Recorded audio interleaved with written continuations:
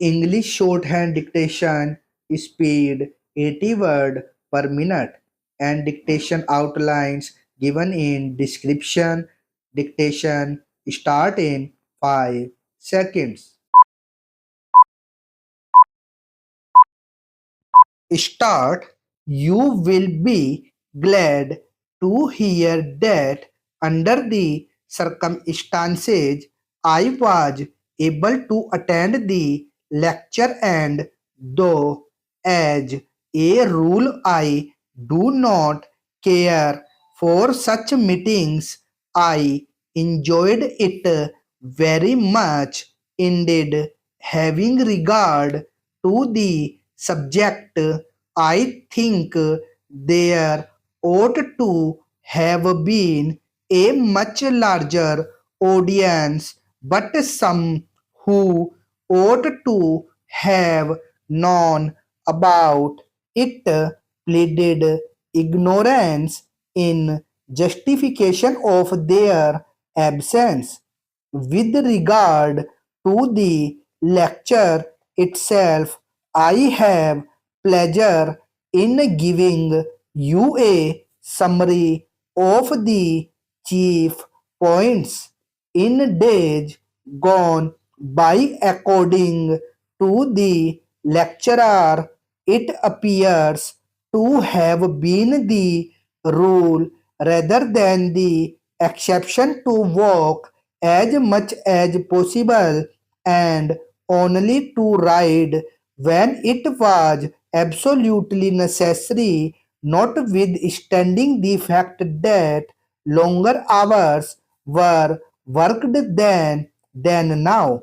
At the present day, however, all over the world, there is an ever growing tendency on the one hand to ignore to a great extent the value of walking, and on the other hand to travel on all occasions by vehicles of one kind or another. Unfortunately, as the speaker truly observed, city life of today necessitates the use of rapid means of locomotion, but there is no reason why people should, as a matter of course, spend their leisurely weekend or their annual holiday scouring the countryside in a motor or rushing across great stretches of country in a train.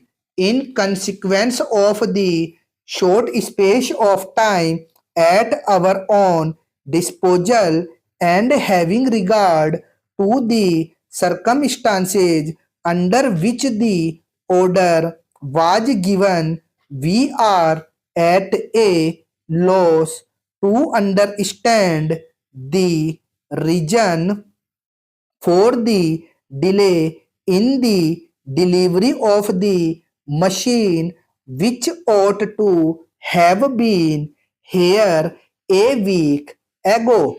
We shall expect to receive it in a few days without fail. We are face to face with a difficulty which appears to have been in a great measure and to a great extent brought about by those who ought to have known better, and we shall be glad if you will look into the matter for us, notwithstanding the fact that you are so busy yourself. The enclosed statement gives you our position in reference to the difficulty, and we shall be glad to have your expression of opinion on the matter at an early date. In continuation of his address on the benefits of walking exercise, let us consider the matter for a moment, said the lecturer, and try to estimate the advantages of walking and walking tours.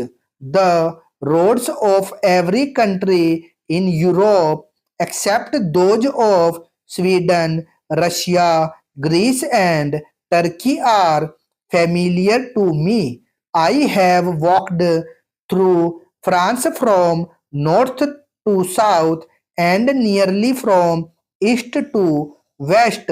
I have walked through a large part of Germany and have crossed the Alps on foot by three different passes. I know the roads of Italy from the frontier to Rome. I have been across pathless Bohemia and through Hungary and the Australian Tyrol. I can therefore speak on the subject of walking with some authority, and from first to last my expression of opinion should be of great value. In the first place, a walking tour has great educational advantages. It teaches us the physical features of a country in such a manner as no other way can. The level of the country, the position of the towns, the flow of rivers, and the nature of the soil are made real to each. The average Englishman whose idea of a lake is Windermere of a mountain, a snowdon, and of a river. The Thomas would open his eyes if he found himself by the side of Lake Constance, or if he crossed the Alps and Pyrenees. The followed the 700 miles of the Rhine.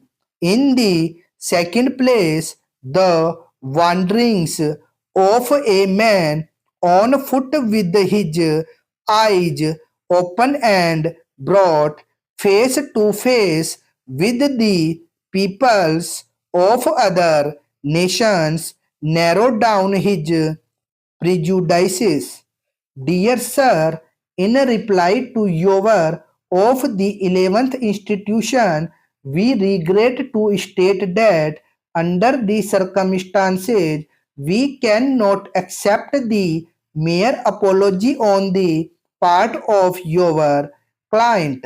This conduct of your client has been a source of annoyance for a considerable time, and in spite of our requests that such conduct should cease, and notwithstanding the fact that legal proceedings have been threatened, the statements of which we complain have continued from first to last. We have been face to face with inconvenience in consequence of your client's attitude. Under the circumstances, and having regard to what has happened, an apology is out of the question.